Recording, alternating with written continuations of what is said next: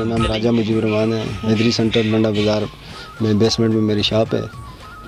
मेरे पास जितने भी हैं इंशाल्लाह बच्चे से लेकर लेडीज़ मर्दाना हर किस्म की आला से आला क्वालिटी की चीज़ अवेलेबल है।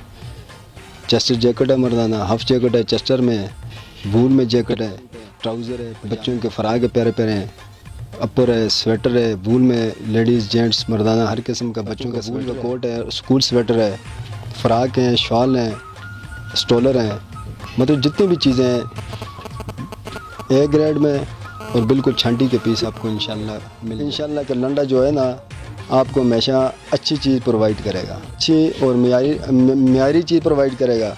बाज़ार से बराए इंतहाई मुनासिब आपको इंशाल्लाह ये चीज़ हर वक्त अच्छा और मियारी मिलेगा।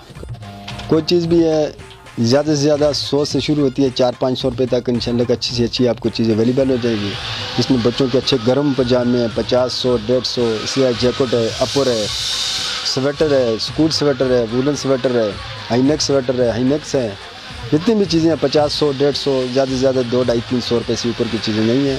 और इंशाल्लाह के गर्म से गर्म है, चेस्टर है और कलरफुल चीज़ें बाज़ार से इंतहाई मुनासिब और इंतहाई खूबसूरत चीज़ें हमारे पास इस वक्त लगी हुई हैं।